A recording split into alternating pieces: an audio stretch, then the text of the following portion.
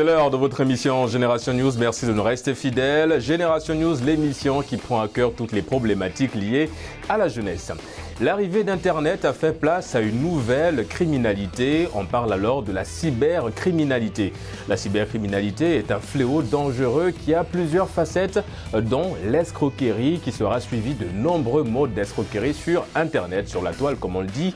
Dès lors, l'escroquerie n'a pas échappé à cette nouvelle technologie et de plus en plus d'internautes subissent des escroqueries sur Internet. Mais alors, comment se prémunir et surtout comment repérer de l'escroquerie, l'arnaque sur Internet? On en parle en première partie d'émission. On a tendance à penser que les réseaux sociaux ont un impact néfaste sur notre santé mentale. Dépendance, dépression, les chefs d'accusation sont nombreux. Mais ces formes des plateformes permettent aussi à certaines personnes fragiles de s'évader et de s'accrocher pour ne pas céder à la pression liée par exemple à une crise sanitaire. Les réseaux sociaux peuvent-ils être des alliés de notre santé mentale? On en parle en fin d'émission avec mes invités du jour. Gracie, vous êtes étudiante en comptabilité finance. Merci d'avoir répondu à l'invitation de Génération News. Merci de m'avoir invité, Régis.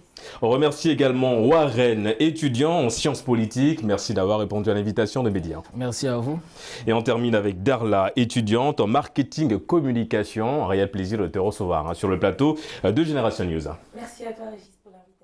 Les amis, on va parler de l'escroquerie sur Internet. L'escroquerie, en tout cas l'arnaque, commence à prendre, on va dire, une vitesse un peu grand V sur les réseaux sociaux. Gracie, déjà première question, est-ce que vous avez déjà été victime d'une forme d'arnaque sur les réseaux sociaux et qu'est-ce que ça représente pour vous ce nouveau phénomène? D'accord, merci. J'ai déjà été victime d'une forme d'arnaque sur les réseaux sociaux, plus précisément sur un site de vente. D'accord. Où lorsque j'ai commandé un produit, je me suis rendu compte que la publicité était mensongère. Dans la mesure où ce qui était sur le site de vente n'était pas ce que j'avais reçu. Et pour moi, je m'étais dit que c'était une arnaque parce que nous ne recevons pas effectivement ce que nous commandons. Donc les publicités sont quelquefois mensongères. Et je pense que c'est de l'arnaque. D'accord. Et du coup, comment vous l'avez, personnellement, comment vous l'avez vécu D'accord. Personnellement, ça m'a frustrée, ça m'a énervée parce que je me dis que c'est de l'argent que nous dépensons dans ça et dire que nous nous faisons arnaquer pour des produits que non seulement nous trouvons bons et qu'à la suite, lorsque nous les recevons, nous trouvons que ce n'est pas ce que nous avons voulu, ça nous frustre et aussi ça nous énerve, ça nous met dans des états de colère. Oui, comme on dit, évidemment, vous l'avez souligné, c'est de l'argent dépensé et on s'attache beaucoup à cette somme, peu importe la somme, même si c'est 100 francs qu'on a dépensé, c'est énorme. Darla, elle a parlé évidemment de le ressenti, de ce qu'on ressent lorsqu'on a été victime d'une arnaque sur les réseaux sociaux. Mais comment vous voyez ce phénomène-là aujourd'hui? Est-ce que les réseaux sociaux ont un petit peu amplifié cette forme d'escroquerie aujourd'hui? Alors moi je dirais en quelque sorte que oui, parce qu'il est désormais plus facile pour ces personnes-là d'arriver à bout de leurs actes en fait. C'est vraiment plus facile, étant donné qu'ils ont beaucoup plus de visibilité et ils ont beaucoup plus de possibilités de rentrer en contact avec des personnes. Du coup, je dirais oui, les réseaux sociaux ont peut-être amplifié ce phénomène, si on peut l'appeler ainsi. Oui, parce que les cibles, ça reste aussi les jeunes, en général, qui n'ont pas ce côté... bon, évidemment, l'escroquerie, ça touche aussi nos parents, ça touche tout le monde, mais les jeunes, je pense qu'ils n'ont pas peut-être ce côté où ils arrivent facilement à discerner l'escroquerie ou pas. Warren, est-ce que c'est le cas pour toi? Je veux dire, est-ce qu'aujourd'hui, tu arrives facilement on va dire, à déceler une forme d'arnaque sur les réseaux sociaux? Bon, je dirais que pas totalement. Il y a plusieurs facettes dans cet aspect-là. Il y a un côté plus facile à voir. Il y a un autre vraiment très, très, très compliqué. Voilà pourquoi. C'est lequel, ce côté compliqué, là? Le côté un peu caché de l'Internet. C'est-à-dire le dark web, le monde. L'Internet, c'est un monde très large. Évidemment. Il y a le net, quand on le voit, mais il y a un autre monde derrière. Oui, vous l'avez souligné, le darknet, tout ce qui se cache derrière, évidemment. Voilà, Internet, donc ces gens-là, ils passent par ces contours-là pour facilement nous avoir, c'est vraiment dommage. Oui, mais est-ce que toi, en tant que Warren, je veux dire, si jamais tu tombes sur une publicité, parce que Gracie l'a souligné, en général, ce sont des publicités, parfois aussi derrière, ensuite, soit on ne vous livre pas le produit et vous avez déjà payé, donc l'arnaque est là, tout simplement. Mais est-ce que toi, en tant que Warren, est-ce que tu arrives facilement aujourd'hui sur les réseaux sociaux, sur Internet, à facilement identifier une arnaque possible? Je dirais que non. on n'est jamais à l'abri d'une arnaque. On n'est jamais à l'abri d'une arnaque. On peut voir quelque chose, on va toujours se dire qu'on n'est pas face à un arnaqueur, mais après, on fait face à un arnaqueur, je dirais que non. Il vient de l'envie de posséder le produit et Exactement. de posséder la chose. Nous avons l'envie de posséder un produit et lorsque le produit est disponible sur le site, automatiquement, nous avons envie de commander le produit. Ce qui fait que lorsque le produit est là, nous ne pouvons pas identifier que c'est un arnaqueur ou pas. Là, nous, ce qui nous intéresse, c'est posséder le produit. Est-ce que c'est qui rend aussi un peu le côté l'arnaque sur les réseaux sociaux? Alors c'est vrai qu'aujourd'hui quand on parle de cybercriminalité, il y a évidemment un processus qui est là pour essayer on va dire d'attraper un petit peu ces gens qui profitent de la conscience de bonnes personnes sur les réseaux sociaux.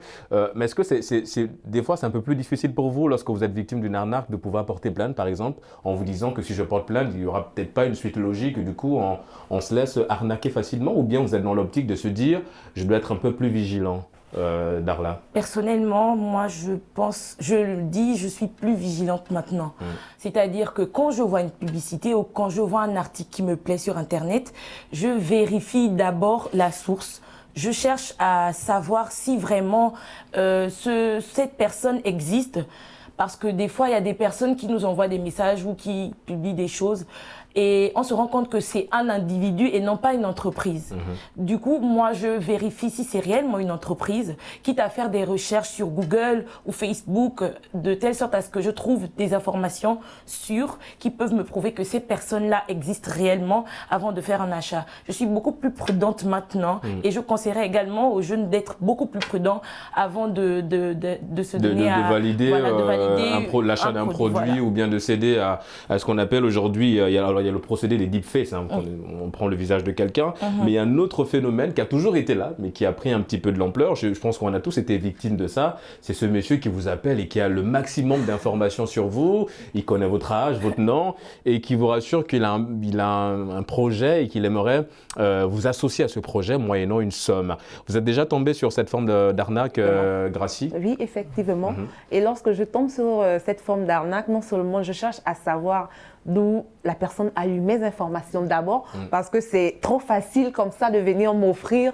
Mais parfois c'est nous-mêmes qui donnons ces informations, parce qu'on a ces informations sur Facebook, sur les réseaux sociaux, Twitter, Instagram et les réseaux sociaux de manière générale. Ouais. C'est vrai. Et lorsque je vais en contact de cette personne, je demande à la personne, qu'est-ce qui te pousse à venir me voir moi? Pourquoi c'est à moi que tu viens proposer le marché? Vous êtes dans la conversation et l'interrogation et en même temps avec la personne, d'accord. Voilà.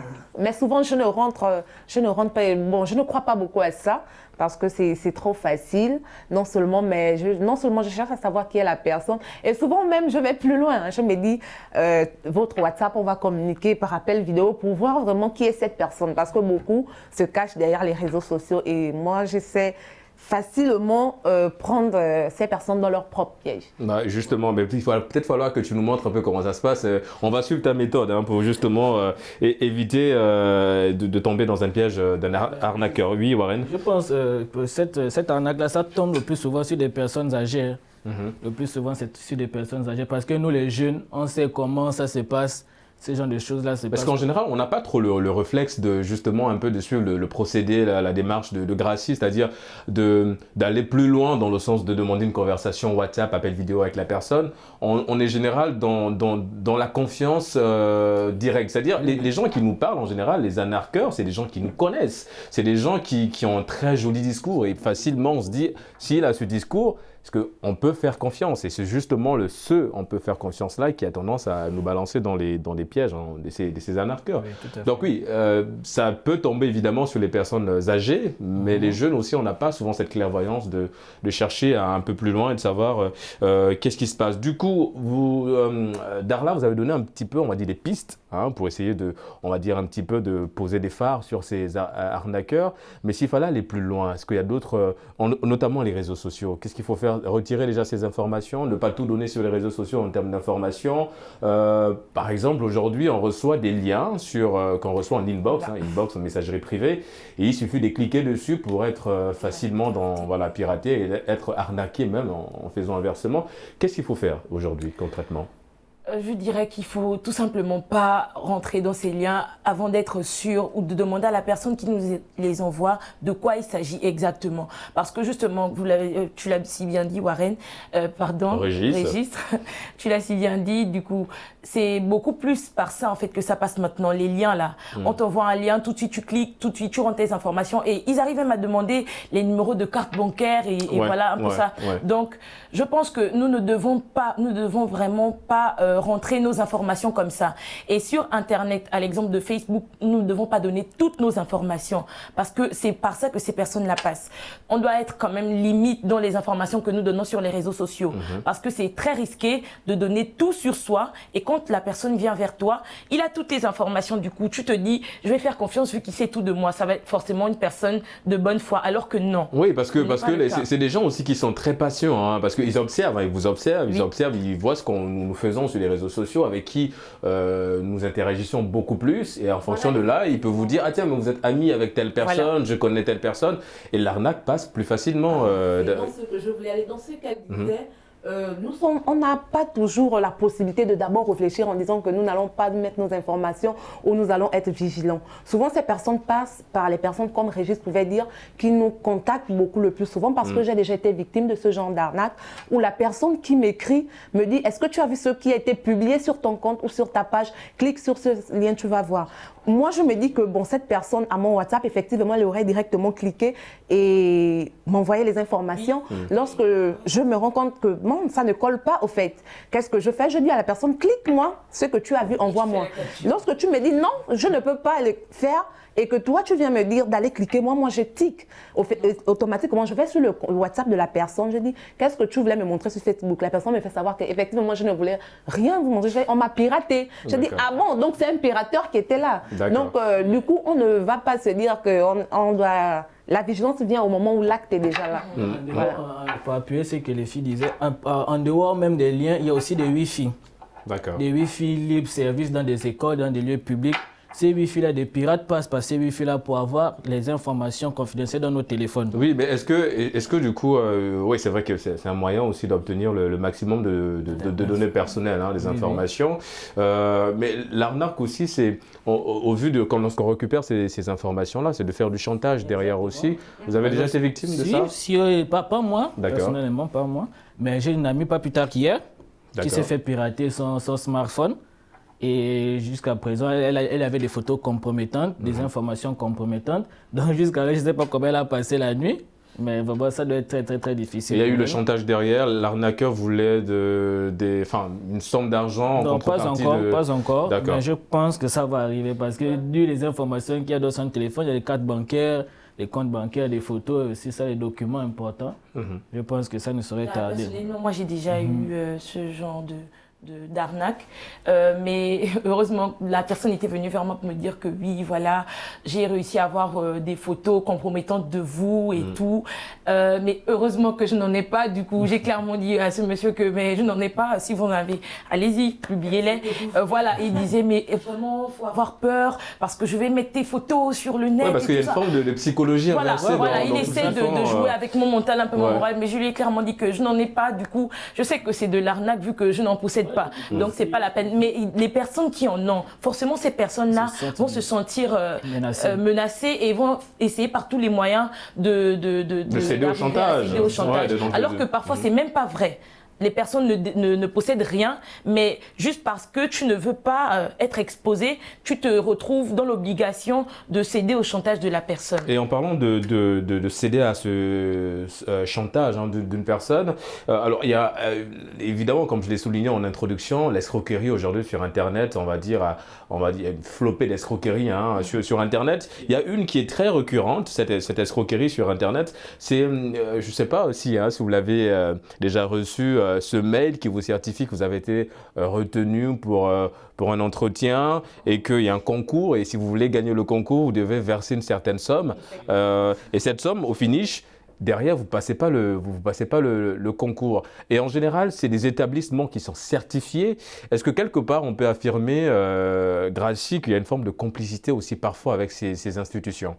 Bon, je ne pourrais affirmer parce que je ne pense pas qu'une institution sérieuse peut faire ce genre de complot avec certains arnaqueurs. Mais moi, je me dis que ce sont ces arnaqueurs-là qui se jouent de ces institutions, qui savent que les jeunes sont beaucoup intelligents. Lorsqu'on voit l'institution, on prend l'annonce au sérieux.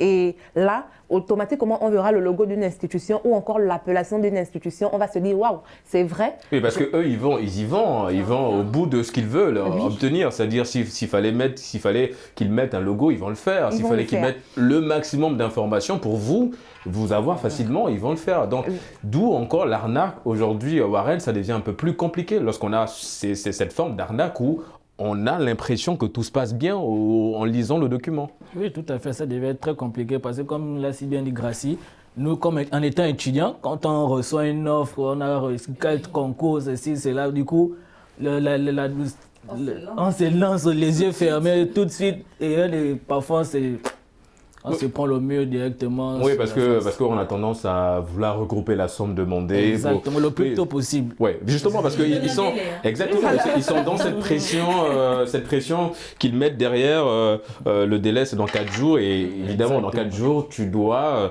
toi, te dépêcher à trouver la somme demandée. On parle évidemment de ces arnaques, mais est-ce que derrière aussi, Darla, faudrait-il avoir un petit peu, on va dire, le lien parental? C'est-à-dire, si vous recevez, supposons cette arnaque qui vous dit que vous avez besoin d'une certaine somme pour accéder à une étape supérieure d'un concours d'entrée dans une administration. Est-ce que lorsque vous recevez ce mail, il faut aussitôt automatiquement voir un peu un proche, papa, maman, vous dire « Ah papa, j'ai reçu ce mail ». Qu'est-ce que tu en penses? Ah bah oui, je pense que oui. Il ne faut pas rester soi-même et se dire qu'on va tout de suite essayer de regrouper la somme. Je pense vraiment qu'il faut voir un aîné pour parler, pour dire en fait que voilà ce que j'ai reçu, comment est-ce que tu penses que je dois réagir.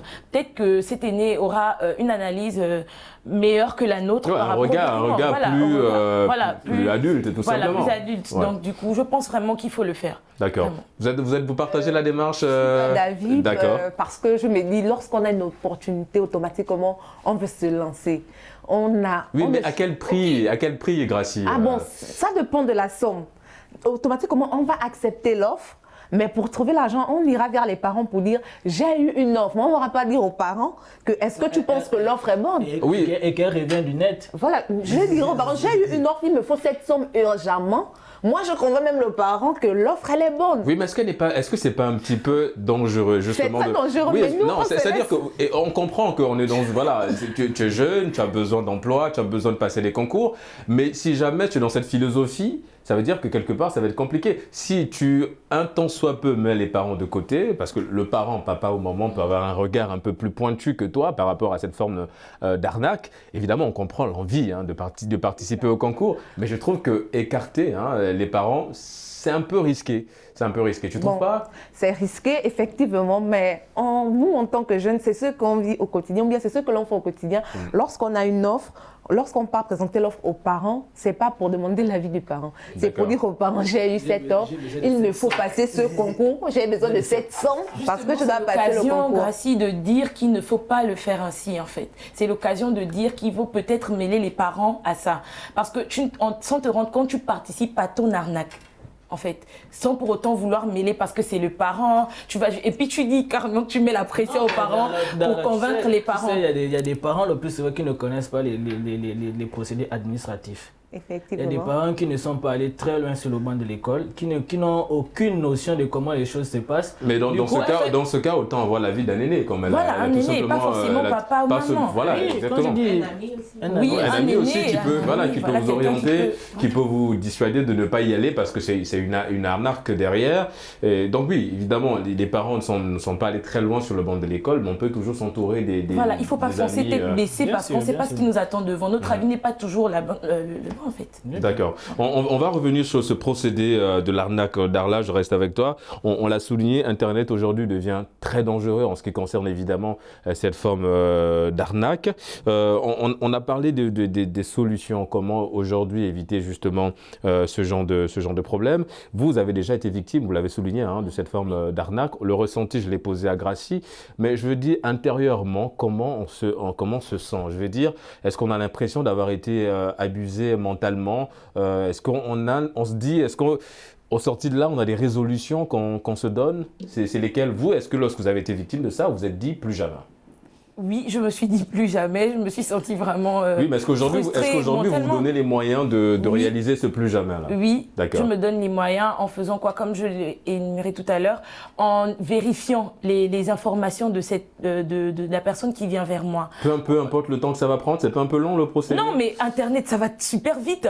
Sur Google, on va vite taper, vite fait. En fait, moi, je fais ça. Hein. Dès que je reçois, par exemple, un message, je vais tout de suite sur Google, je tape le nom de la personne, je vérifie vite fait. 2 minutes, c'est vite passé. Hein. Je regarde. Si c'est un peu douteux, j'essaie de me renseigner au niveau de la personne. Maintenant, si par rapport à ce qu'il me dit, je suis pas convaincue, je laisse tomber. Parce que je veux plus retomber dans ça, en fait. Je peux plus me dire que je vais foncer tête baissée vers une offre et arriver encore à me faire arnaquer. Franchement, c'est quelque chose que j'ai très mal vécu. Du coup, je veux plus. Donc, je peux plus me lancer tête baissée. Je réfléchis à 2 fois avant d'accepter une offre ou d'envoyer de l'argent à qui que ce soit. Je me rassure de savoir de qui il s'agit exactement. Oui, parce que savoir de qui il s'agit, comme je l'ai souligné, l'arnaque aujourd'hui beaucoup joue sur l'empathie, sur la compassion. Vous vous souvenez de ce mail, on l'a tous reçu, encore j'insiste, ce mail qui nous fait comprendre, enfin c'est quelqu'un qui nous fait comprendre qu'il a un problème pour évacuer un colis dans tel pays, qu'il a besoin de nous, qu'il a besoin d'une certaine somme pour justement de débloquer ce colis qui est coincé dans un pays bien précis. Et d'où le côté, il faut aller vérifier, il faut aller justement regarder et si on n'est pas intéressé, autant laisser tomber. Warren, on vient sur un point qui a été souligné au début par notre amie Gracie. Elle parlait évidemment de cette commande qu'elle a eu à faire et elle n'a pas reçu le produit. Est-ce qu'aujourd'hui, on peut affirmer, sans risque de nous tromper, que le e-commerce, donc la vente en ligne, a un petit peu aussi facilité ça, c'est-à-dire l'arnaque aujourd'hui? Bien sûr que le e-commerce a accentué la chose. Parce que quand elle a dit, tu commandes un truc, tu vois la photo, elle est belle. La photo, c'est le catalogue et la photo, elle est très belle. Mais quand la chose arrive, c'est vraiment le jour et la nuit. Quand on fait la comparaison, je dirais que oui, ça a accentué et c'est vraiment dommage. C'est vraiment dommage. C'est vraiment très, très, très dommage. Gracie, la blessure, elle est encore là Oui, c'est quelque chose qui est fréquent aujourd'hui. Le e-commerce a beaucoup facilité l'arnaque sur Internet parce que les gens commandent ce dont ils ont besoin et lorsqu'ils reçoivent, parfois, c'est pas ce que tu as commandé. Parfois, on te dit le colis a été livré, ça a été remis au transporteur, mais tu n'as pas reçu de colis. C'est quelque chose qui est beaucoup fréquent, surtout en France où ils vivent beaucoup du e-commerce. En France, c'est beaucoup fréquent. Ouais, même sur le continent, avec la Covid aussi, on était beaucoup plus axé sur ça, sur le e-commerce et évidemment l'arnaque, on l'a vu, d'où la thématique d'aujourd'hui. Parce qu'on s'est rendu compte qu'évidemment le phénomène a repris un peu de l'ampleur en ce qui concerne évidemment l'arnaque sur les réseaux sociaux. Alors un phénomène toujours aussi présent aujourd'hui, Warren l'a souligné, ça ne touche pas que des jeunes que vous représentez aujourd'hui, ça touche aussi des adultes et parfois ça va un peu très loin. Et est-ce que vous avez l'impression qu'aujourd'hui cette forme d'escroquerie se réinvente de jour en jour? Il y a une nouvelle escroquerie aujourd'hui, c'est considéré comme tel, c'est le phénomène des pyramides. Je ne sais pas si on vous a déjà approché pour vous parler de ces pyramides-là. Le procédé est un peu compliqué. Je ne vais pas m'avancer à... Et tu dois apporter les personnes. Tu entres dans la pyramide. Ouais, Ça, aujourd'hui, c'est considéré comme tel. Beaucoup d'experts, en tout cas dans le domaine, parlent d'une escroquerie 2.0. Est-ce que vous avez cette impression-là que de jour en jour, nos amis escrocs deviennent un peu plus, on va dire, outillés dans ce domaine qui n'est pas valorisé, bien sûr? Bah oui, je pense qu'ils essaient d'évoluer avec le monde. Je pense vraiment qu'ils essaient d'évoluer, vu que de jour en jour, ça change. Voilà, ils se réinventent, ils créent de nouvelles choses. Et c'est à nous d'être un peu se réinventer, de suivre aussi la tendance ou tout simplement de ne pas céder à tout ce qu'on voit sur les réseaux sociaux. C'est ça la solution aujourd'hui? Oui, je pense vraiment qu'il ne faut pas céder à tout ce qu'on voit sur les réseaux sociaux parce qu'on ne sait plus à quoi s'attendre. On ne sait réellement plus à quoi s'attendre parce que c'est pas la même chose. Comme il disait tout à l'heure, Warren, ils se réinventent de jour en jour. Plus on avance, plus eux aussi ils avancent dans leur technologie pour arnaquer les gens. Donc voilà, et plus ils changent en fait. Du coup, on ne sait pas forcément à ce niveau-là si c'est l'arnaque parce qu'on a vécu ça hier, parce que ça a changé déjà. Voilà. Donc il faut vraiment être prudent et ne pas se donner à tout ce qu'on voit sur les réseaux sociaux. Il faut vraiment être méfiant. On est obligé, en fait, ça va devenir compliqué, mais on est obligé de le faire. Se retrouver, le fait de liker une photo, c'est de l'arnaque. Bah oui, c'est surtout ça. Et puis il y a une autre autre. Alors moi, en préparant cette émission, il y a un ami qui me disait qu'aujourd'hui, en fait, en ce qui concerne l'arnaque sur les réseaux sociaux, les jeunes doivent devenir les gardiens de leurs parents. Il s'explique parce qu'évidemment, aujourd'hui, on a des parents 2.0 qui sont eux aussi victimes, Warren l'a souligné, de cette forme d'escroquerie sur les réseaux sociaux. Vous partagez déjà cet avis-là, Warren. Aujourd'hui, vous êtes l'ange gardien de papa et de maman en ce qui concerne les réseaux sociaux. Ils sont sur Facebook déjà, les réseaux sociaux? Oui, jusqu'à ma grand-mère. Ah. Vous voyez, on a des parents 2.0 et justement, ils sont exposés. Dès qu'ils sont sur les réseaux sociaux, ils sont évidemment exposés à cette forme d'arnaque. Est-ce que vous arrivez à communiquer avec eux et en disant, papa, fais attention, maman, fais attention, parce que Internet c'est bien, mais voilà ce que derrière ça peut t'apporter aussi. Oui, tout à fait. Je leur dis souvent même de ne pas publier certaines photos. Parce que certaines photos c'est exposer la vie, soit des petits-enfants, soit des enfants, soit de X ou Y. Donc, de ne pas souvent publier toutes les photos qu'on a dans son téléphone déjà. Parce que les parents, ils ont tendance de ne pas tout acheter en ligne. Darla insistait dessus. De ne surtout pas tout acheter en ligne. Et surtout à ma grand-mère, puisque c'est une maman, elle vient de découvrir Internet. D'accord. Donc imaginez un peu, elle passe sur Facebook, elle voit des trucs. Et du coup, avec sa date de naissance, puisqu'on met déjà toutes les informations. Donc, oui, facilement, ils peuvent avoir le mot de passe plus de 50 ans, plus de 60 ans. Donc là, c'est parce que c'est l'impression qu'on a, les amis. Malheureusement, je vais vous interrompre. Nous sommes arrivés à la fin de cette première partie. On marque une courte pause et on se retrouve dans une poignée de minutes. À tout de suite.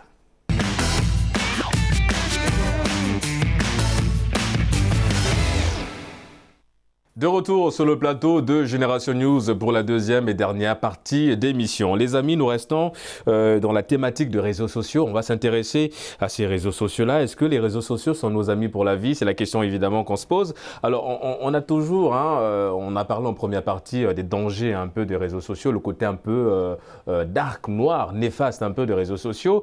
Mais où il y a un côté noir, il y a forcément un côté rempli de lumière, donc le côté positif un petit peu de ces réseaux sociaux-là. Est-ce que vous pensez réellement que les réseaux sociaux nous aident aussi parfois un petit peu à extérioriser ce qu'on ressent, Darla? Oui, je dirais que oui, parce que nous avons eu l'exemple typique avec la crise sanitaire, la Covid-19.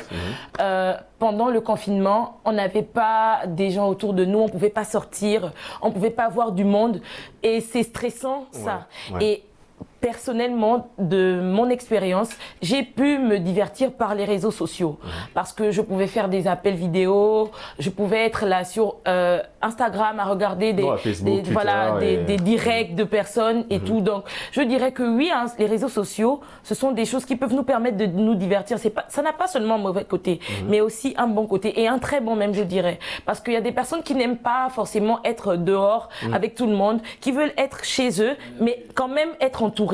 Donc, je pense que les réseaux sociaux aident ces personnes-là à être en contact avec d'autres personnes également. Alors Warren, on parle évidemment des réseaux sociaux comme étant les psychologues 2.0 parce que Darla l'a souligné un petit peu dans son argumentaire, ça permet à certaines personnes qui sont un peu fermées de pouvoir s'extérioriser. Vous partagez cet avis des psychologues 2.0? C'est des gens qui nous écoutent, les réseaux sociaux nous aident à nous vider tout simplement. Oui, tout à fait, ils nous aident à nous vider. Parce qu'on n'est souvent pas entouré des personnes qu'on aime. Donc, du coup, ça nous facilite l'avancée des émotions. On est plus en harmonie avec les autres, on est plus en communication avec les autres. Donc oui, ça nous aide, ça nous... Et même avec soi-même, tout simplement, aussi, plus en communication. Ça nous permet aussi de nous divertir quand même. Oui, et justement, c'est le but, c'est l'objectif principal des réseaux sociaux, c'est de nous divertir comme on l'a dit, mais comme on l'a souligné aussi, au-delà de ce côté où on arrive ce côté ludique tout simplement, il y a aussi un côté plutôt intéressant à prendre, et on parlait tout à l'heure des réseaux sociaux comme étant des psychologues 2.0. Les réseaux sociaux, nos alliés pour notre santé mentale tout simplement, Gracie? Oui, effectivement, je rejoins l'idée de mes amis Warren et de Darla. Effectivement, déjà, nous pouvons prendre l'exemple de ces personnes-là qui jouent les rôles de coach, des coachs sur les réseaux sociaux, où nous avons on va dire, des messages, des directs, aussi des expériences de certaines personnes qui sont mises sur les réseaux sociaux. À travers ces expériences, nous, on peut tirer profit. On tire profit dans la mesure où, lorsque l'expérience est mise, beaucoup viennent donner leur avis. Et souvent, les expériences qui sont publiées sur les réseaux sociaux sont les mêmes que nous vivons au quotidien aussi. Donc, oui, donc on a cette proximité où on a l'impression de se retrouver. Dans ce qui se passe dans les expériences des autres. Ce qui fait qu'aujourd'hui, on n'a souvent pas des personnes avec qui parler, mais à travers des coachs qu'on trouve sur les réseaux sociaux ou les influenceurs qui sont sur les réseaux sociaux, on peut effectivement dire ce que nous avons, ce que nous ressentons. Parce que pour beaucoup, nous n'avons pas des amis intimes ou pour beaucoup, nos amis intimes sont loin. Or, à travers ces personnes sur les réseaux sociaux, nous pouvons dire ce que nous vivons et ensuite avoir des conseils à travers les commentaires de tout un chacun et sortir de la situation sortir de la situation satisfait. Alors, justement, puisque vous l'avez souligné en parlant de l'apparition de la Covid-19 sur le continent, le Sénégal, c'était évidemment à partir du mois de mars, un peu dans beaucoup de pays sur le continent. Et l'important, justement, parce qu'on a traversé des moments un peu difficiles avec le confinement, avec les couvre-feux. C'était, on va dire, le connais-toi toi-même de Socrate n'a jamais eu autant de résonance que pendant cette période de confinement. Et ça créait de la dépression chez beaucoup de personnes. Est-ce qu'aujourd'hui, au vu de ce que vous venez de dire, on comprend aisément qu'en fait, les réseaux sociaux ne sont pas néfastes, on l'a souligné, mais c'est l'utilisation qu'on doit faire de ces réseaux sociaux-là. Oui, bien sûr. Je dirais ça, comme on dit, comme une citation philosophique dit, l'homme n'est bon, mais c'est la société qui le corrompt. Je dirais la même chose avec les réseaux sociaux. Je pense qu'à la base, les réseaux sociaux sont là pour nous aider, comme vous l'avez si bien dit, à nous divertir et à nous faciliter la vie, en fait, à être en contact avec nos proches. Par exemple, quand on est ici, ma famille, elle est au Gabon, donc du coup, les réseaux sociaux m'aident à être en contact tout le temps avec eux. Et pendant le couvre-feu, c'est comme ça que vous avez justement dépassé cette pression-là de la Covid? J'ai évité de frôler la dépression, franchement, parce que c'est vraiment pas facile de rester entre quatre murs enfermés. Il faut parler avec des gens. Et les réseaux sociaux m'ont énormément aidé parce que j'étais en contact avec ma famille par Facebook, par Instagram. Je regardais des directs sur Facebook, notamment celui de Carla Maud, une dame que j'aime beaucoup. Donc ça m'a beaucoup divertie. J'étais là, je regardais et ça m'a vraiment empêché de tomber dans une dépression. En termes de conversation, est-ce que tu as laissé entendre ça à papa ou à maman? Ça dépend avec qui tu étais très proche pendant le couvre-feu, pendant évidemment ce moment un peu compliqué de la crise sanitaire que nous avons traversé, que nous traversons encore, heureusement tout se passe bien. Du coup, est-ce que vous l'avez expliqué à papa ou à maman que évidemment vous avez besoin de parler et que la dépression est en train de frapper à votre porte? Pas forcément à papa, à maman, à mon meilleur ami, oui, ma petite sœur, voilà, j'en discutais avec eux, on en a beaucoup parlé. Bon, maman, papa, si vous nous regardez, Darla se porte bien, il n'y a pas de problème. Ça va. D'accord. Et du coup, donc, vous avez échangé avec eux et là, ils vous ont un petit peu aidé à surmonter cette étape un peu difficile. Oui, ils m'ont beaucoup aidé à surmonter cela parce que c'était vraiment pas facile. Surtout pendant le confinement total, quand on était vraiment enfermés là. C'était vraiment pas facile de voir les quatre murs matin, midi, soir, de pas sortir, de pas voir du monde. C'était vraiment pas facile. Donc les réseaux sociaux m'ont énormément aidé. L'expérience, vous l'avez vécue aussi, Gracie? Je vous dis ce côté très positif des réseaux sociaux, souligné en rouge dans le bon sens par notre ami Darla ici, le côté positif évidemment. Vous l'avez ressenti ça aussi, les réseaux sociaux qui vous ont aidé à surmonter certaines difficultés liées justement au mental, en l'occurrence la dépression et d'autres mots liés au fait que nous étions un petit peu enfermés? Effectivement, déjà que pendant la pandémie, tout le monde vivait dans une psychose qui n'avait pas de nom. Mais aussi, moi, je suis une personne déjà beaucoup attachée aux réseaux sociaux. D'accord. Ce qui fait que pour moi, c'était pas compliqué parce que même avant la Covid, je suis beaucoup sur les réseaux sociaux. Mais vous n'avez pas senti un changement, pardon, je veux dire, voilà, l'utilisation, dans l'utilisation, on n'avait pas senti… Elle devient abusive, au fait, dans la mesure où on n'est que sur ça. On n'est que sur ça et étant donné qu'on trouve le compte sur les réseaux sociaux, ce n'était pas fatigant, mais ça nous a effectivement beaucoup aidé parce qu'à travers les réseaux sociaux, ce qui ne pouvait pas se faire en présentiel se faisait à travers, à distance, les réunions se faisaient à distance. On a même assisté jusqu'au culte des églises à distance. On pouvait continuer à vivre mais à travers les réseaux sociaux. Et on a vu la grande importance de ces réseaux sociaux. Aujourd'hui, on peut dire que les réseaux sociaux ne sont pas néfastes seulement, ce n'a pas seulement un côté obscur, mais a aussi ce côté lumière-là. Parce que tous autant que nous sommes, pendant la Covid, nous avons vu le côté lumière des réseaux sociaux. Le côté lumière des réseaux sociaux, Warren, les réseaux sociaux m'ont aidé à trouver la lumière dans l'obscurité. Une phrase assez forte, mais qui résume un peu, on va dire, le rôle majeur que les réseaux sociaux ont eu à jouer pendant, évidemment, cette crise sanitaire. La crise sanitaire, évidemment, c'est l'exemple par excellence que nous avons aujourd'hui, mais je veux dire, il y a des gens, même avant la crise, qui traversaient des moments un peu difficiles, et les réseaux sociaux ont été cette lumière dans l'obscurité. Oui, tout à fait, Régis. Les réseaux sociaux ont joué vraiment un rôle de lumière, parce que quand tu te retrouves seul, les parents sont à gauche, à droite, les amis n'ont même plus le droit d'arriver dans ta maison. Ouais. Donc, tu te retrouves seul dans ta chambre. Donc, il n'y a que les réseaux sociaux pour appeler « Oh, Mani, comment ça va ?» Mais comment vous l'avez vécu? Comment tu l'as vécu toi? Je vais dire, cette période un peu compliquée, comment tu l'as vécu? Est-ce que, à l'image de Darla et Gracie, est-ce que les réseaux sociaux t'ont vraiment apporté ce dont tu avais besoin pour surmonter cette crise sanitaire à ta manière, évidemment? Donc, personnellement, non. D'accord. Personnellement, non. Je ne suis pas quelqu'un de très, très réseaux sociaux. La famille, c'est juste une semaine, tu appelles, comment ça va et tout. D'accord. Et tout. L'avantage que j'ai eu, c'est que j'étais avec mes frères et sœurs déjà dans la maison. Donc, du coup, on n'a pas ressenti cette pression-là Oui, mais est-ce que ça te permettait un petit peu de t'évader aussi Oui, je me suis réinventé. Je me suis découvert un côté de Warren que je ne connaissais pas. C'est le Warren, c'est lequel? Partagé, on est preneurs. C'est le Warren très attaché aux réseaux sociaux? Non, d'accord. C'est lequel? C'est le Warren inventeur, créateur. D'accord. Dans les outils informatiques et tout ça là, logiciels, montage vidéo et flyers et tout ça. D'accord. Donc, pendant le confinement, on n'avait rien à faire, les cours, il n'y avait pas cours. Donc, on s'est lancé, tu mets les logiciels, on essaie dans notre PC. On essaie de monter des affiches, monter des vidéos, faire ceci, s'occuper comme on pouvait aussi. Ouais. Juste à cause du confinement, on a trouvé une autre activité en dehors de ce que nous sommes venus faire, c'est-à-dire les études. On a su trouver une autre activité. Jusqu'à présent, on apprend encore. On travaille avec et ça nous sert peut-être des petits revenus. Juste à cause du confinement. D'ailleurs, je remercie le confinement. C'est la question que beaucoup de gens se sont posé cette question de savoir. Évidemment que la Covid a un petit peu paralysé l'économie mondiale, mais il y a eu le côté aussi positif de cette maladie, hein, même si ça sonne un peu bizarre en le disant, mais ce que ça a permis justement d'assister à la naissance de nouveaux talents sur le continent, à certains pays de pouvoir évidemment impulser le développement en ce qui concerne la technologie et tout le reste. Je veux rester justement dans cet exemple-là. Darla, il a parlé de se découvrir, hein, de découvrir notre Warren.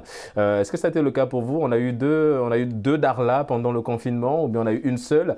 Mais est-ce que vous rejoignez déjà un petit peu son avis quand il dit qu'effectivement la Covid, et d'ailleurs je vais dans le même sens que lui, quand il disait que la Covid a permis justement de révéler en nous des capacités qu'on ignorait, en l'occurrence sur les réseaux sociaux par exemple? Je dirais que oui. Oui, ça a permis à beaucoup de révéler des talents cachés, s'il faut appeler ça ainsi. Parce que quand tu n'as rien à faire, tu cherches ce que tu peux faire. D'accord. Et c'est pendant le confinement qu'on a assisté à la naissance des coachs en développement personnel. Hein. Voilà. Des coachs en développement sur personnel. Les réseaux on a assisté à une forme d'humour pour gérer le stress, l'humour web qui a pris de l'ampleur aussi un peu pendant la Covid. Mais oui, je laisse terminer. Donc c'était important pour vous de pouvoir voir aussi ce côté créatif en vous pendant la Covid sur les réseaux sociaux. Vous n'avez pas fait des directs déjà? Non. Non, pas vraiment, mais je me suis donné l'envie de le faire. J'ai trouvé ça bien. Et pourquoi pas commencer? Ça m'a inspiré beaucoup de choses. J'espère que ça va arriver, mais bon, je garde ça encore pour le moment. Mais vraiment, le confinement a eu de bons côtés parce qu'il a permis à des personnes de savoir ce qu'ils peuvent faire autre chose qu'ils savent déjà faire en fait. Et parce que comme on dit, les réseaux sociaux aujourd'hui, pardon de t'interrompre Darla, les réseaux sociaux aujourd'hui c'est un tremplin, hein, c'est pour les nouveaux métiers tout simplement parce que les humoristes web c'est un nouveau métier, les influenceurs entre guillemets c'est un nouveau métier aussi puisqu'ils vivent de ça. Les gens se rendent pas compte que ce qu'ils font là, ils sont payés pour ça en fait. Et il y en a qui qui n'étaient pas connus, juste pendant la période du confinement, qui ont commencé à faire des directs et se vendre parce qu'ils un peu, ils avaient besoin de parler, juste de parce se qu'ils voulaient rapprocher. parler, mais aujourd'hui, cette activité-là est rentable pour eux. Alors qu'au départ, c'était juste pour se divertir, pour enlever un peu le stress, avoir quelque chose à faire. Mais ils finissent par se rendre compte à la fin que c'est redevable à la fin, en fait. D'accord. Donc, voilà, il y a ce côté-là aussi qu'il faut soulever, en fait. Darla, Gracie, pardon, Darla l'a souligné. On l'a encore souligné sur ce plateau de Génération News. Les réseaux sociaux, il y a des bons côtés évidemment. L'utilisation aujourd'hui, ça doit changer au vu de ce qu'on vient de dire. Parce qu'en général, sur le continent, on n'a pas beaucoup de personnes n'ont pas cette facilité à aller consulter un psychologue parce qu'on pense que le psychologue, c'est quand on a un problème mental, mais très, très, très, très grave pour le coup. Donc, on a un peu une connotation péjorative du psychologue sur le continent. Du coup, les réseaux sociaux, comme je l'ai souligné, c'est notre psychologue, mais comment gérer, on va dire, l'entretien avec ce psychologue-là? Comment ça va se passer dorénavant? Comment ça va se passer? Déjà que j'ai tenté souvent de le faire. D'aller voir un psychologue? Non. Ah, d'accord. D'accord. Avec nos psychologues en ligne, Internet. D'accord. Voilà comment ça se passe. Étant donné que nous avons une connotation péjorative du psychologue de l'hôpital, on se dit que pour aller chez un psychologue, il faut être fou. Non, parce qu'on confond le psychiatre au psychologue. Donc voilà, il y a une grosse... Voilà. Oui. Et nous, effectivement, on rentre en contact de ces personnes-là qui font déjà dans le coach, moi j'appelle ça coach love ou bien peu importe, la psychologie en ligne. Voir le genre de message qu'ils donnent. Oui, mais je veux dire en termes d'utilisation, justement, en termes de s'il fallait parler dans un jargon purement médical, c'est quoi la dose? C'est quoi la posologie? Est-ce qu'il faut y aller tous les jours, une fois dans la semaine, 2 fois dans la semaine? Comment ça se passe aujourd'hui avec cette nouvelle vie considérée des réseaux sociaux comme étant ces plateformes-là qui nous aident à nous sentir mieux mentalement? D'accord, là-bas, on dira c'est... Quotidiennement, sans modération. Voilà, à chaque fois qu'on traverse une situation, et déjà que là-bas, on n'a pas besoin d'un rendez-vous, on n'a pas besoin de faire la queue. Automatiquement, on traverse une situation, on se rend sur la page, on clique, on va dans l'inbox, on dit voici ce que j'ai envie de partager avec toi, et on partage avec nos psychologues en ligne. D'accord. Warren, est-ce que ça ne crée pas un petit peu, est-ce qu'il n'y a pas le risque de créer la dépendance aussi quelque part? Oui, la dépendance, surtout quand elle a dit ceci, c'est facile, il n'y a pas de rendez-vous, il n'y a pas de... Oui, parce que quand c'est gratuit, c'est nous le produit. C'est-à-dire que tant que c'est gratuit, on se dit, bon, on va y aller, et derrière, on ne s'en rend pas en général compte, mais on crée une dépendance aussi à ça, et le risque, il est là, Warren. Oui, le risque, il est là, qu'on devienne dépendant à ces personnes-là, et ces personnes aussi vont finir aussi par jouer avec nous à la longue. Donc c'est un peu à risque. Même que ces personnes aussi peuvent devenir dépendantes aussi de nous, parce que si nous n'avons pas... Ah, pour vous, ça va dans les deux sens. Oui, ça va dans les deux sens. Si nous n'allons pas vers eux, ils n'auront rien à faire, rien à publier. De la même façon que nous allons devenir dépendants, eux aussi peuvent devenir dépendants. Je vais poser une question assez personnelle. Vous passez en général combien de temps sur les réseaux sociaux? Je vais commencer par toi, Darla. Combien de temps sur les réseaux sociaux en général? Je peux dire par jour, par exemple. S'il fallait quantifier en termes d'heures, vous passez combien de temps sur Internet, sur les réseaux sociaux? 10 heures. 10 heures sur les réseaux sociaux, d'accord. Parce que déjà, même les cours, on nous les envoie par les réseaux, la discussion avec la famille, les amis, il y a Instagram. Mais je passe énormément de temps sur les réseaux, vraiment, perso, je passe énormément de temps sur les réseaux. Et Gracie, combien? Sur 24 heures, je dirais que je passe 20 heures. 4 heures là, c'est quand je dors. D'accord. Parce qu'aujourd'hui, les réseaux sociaux sont devenus... En fait, on ne peut pas être loin des réseaux sociaux. D'accord. Pour s'informer, on va dans les réseaux sociaux. Déjà que c'est devenu une stratégie de communication très forte et puissante. Pour avoir des informations, on va sur les réseaux sociaux. Quelque chose se passe à gauche, on va sur les réseaux sociaux. Même à l'école, on a besoin des réseaux sociaux. Donc, moi, j'ai 20 heures, c'est les 24 heures. Les 4 heures, là, c'est quand je dors. D'accord. Et vous dormez à quel moment, Warren? Combien d'heures d'utilisation des réseaux sociaux? Les réseaux, ça peut être 15 heures, mais là aussi, ça dépend du réseau. Hein. D'accord. Ça dépend du réseau. Vous avez une préférence? Allez-vous passer beaucoup plus de temps sur Facebook que sur Instagram ou que sur WhatsApp, par exemple? Je vais rarement, peut-être une fois par semaine. D'accord. Je ne suis pas trop Insta. Facebook, c'est juste pour voir l'actualité du sport, les transferts et tout ça. Là. C'est plus WhatsApp, la messagerie instantanée, c'est ça. Alors la question, je voulais poser parce que loin de vouloir faire évidemment de la publicité à ces réseaux sociaux-là, mais est-ce que vous trouvez, c'est sur quelle plateforme que vous trouvez beaucoup plus cette forme d'aide psychologique qui vous aide on va dire, à extérioriser un petit peu ce que vous avez traversé, des moments difficiles.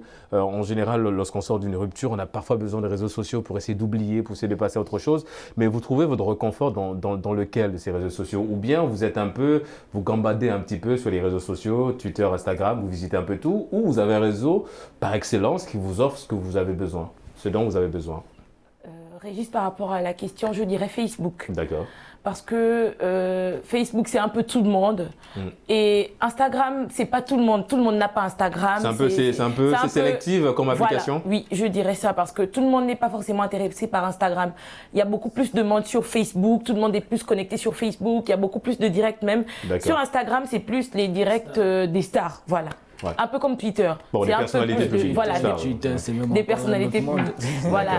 Twitter, c'est les stars et Instagram, ce sont les personnalités publiques. Voilà.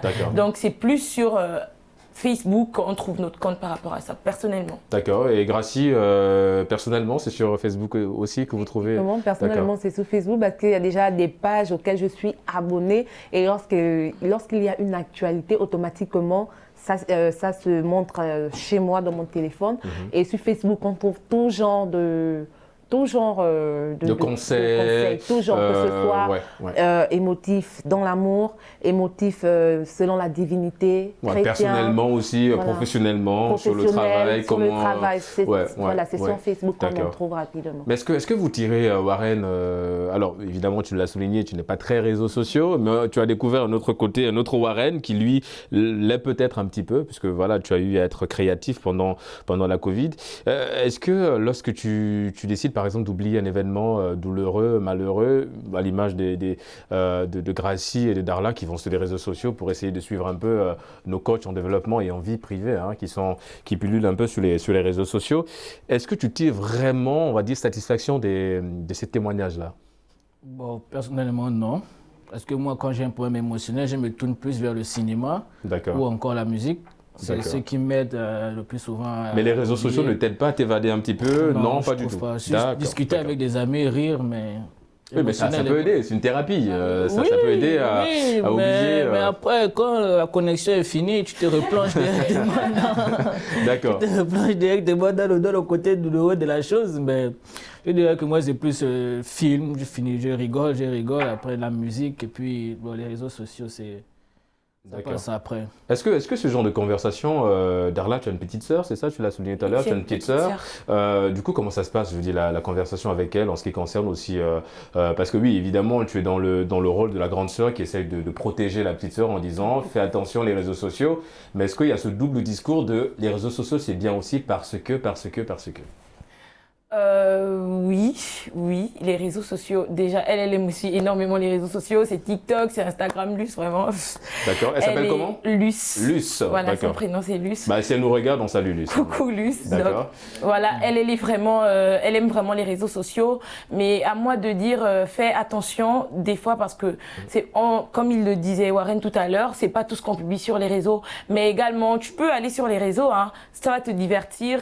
Quand tu n'as rien à faire, tu vas faire, par exemple, on a TikTok aujourd'hui. Ça va te divertir, tu vas t'amuser à reprendre les paroles de quelqu'un, à imiter quelqu'un, ça va t'amuser, ça va un peu te faire sortir de ta zone de confort. Ouais. Voilà, ça va te donner un peu de distraction et c'est pas une mauvaise chose en soi. Le juste dosage, voilà. C'est là en fait le problème, de pouvoir dire évidemment, alors toi uniquement tu laisses les réseaux sociaux quand tu dors, c'est pendant 4 heures, mais est-ce que c'est pas aussi à un moment donné, si on suit la logique de notre ami Darla, d'avoir ce juste dosage, de se dire je vais utiliser les réseaux sociaux pendant telle période, pendant telle heure, pour justement me permettre de m'évader un petit peu, et ensuite revenir à la réalité. Alors évidemment, on parle des bienfaits des réseaux sociaux, mais n'oublions pas que c'est quand même virtuel, ce qu'on voit sur les réseaux sociaux, parce que la réalité, elle est tout autre.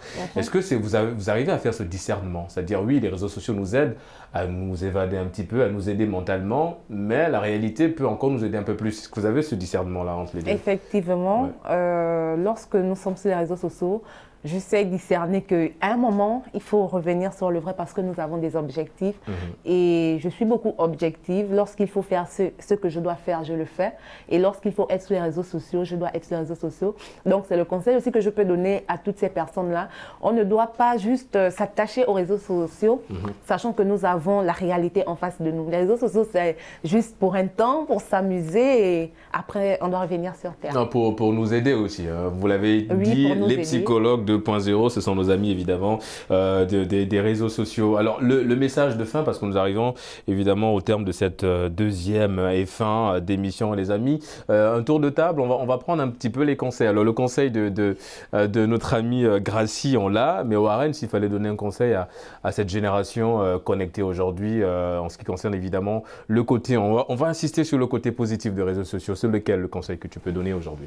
Bon, je dirais que les réseaux sociaux sont d'abord là pour nous faciliter la vie. D'abord, pour nous faciliter la vie, c'est juste abuser qui n'est pas bien.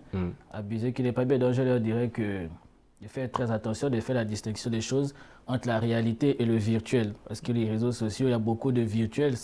Oui, mais le virtuel qui nous aide aussi un peu, à l'image de Gracie. Le virtuel qui nous aide, ouais. Qui nous aide, mais qui nous enfonce aussi. C'est le cas pour vous? Ça vous enfonçait? Non, pas du tout. D'accord. Mais vous avez quand même parlé de ça à vos proches, un peu comme Darla, c'est-à-dire échanger avec des parents ou avec un proche. Déjà, racontez-nous un petit peu, c'est vrai qu'on arrive au terme de cette émission, mais racontez-nous un peu, je dis comment, quand vous avez décidé d'aller sur les réseaux sociaux, comment l'idée elle est venue d'où et qu'est-ce que vous avez traversé pour vous pousser à aller sur les réseaux sociaux, histoire d'oublier tout ça?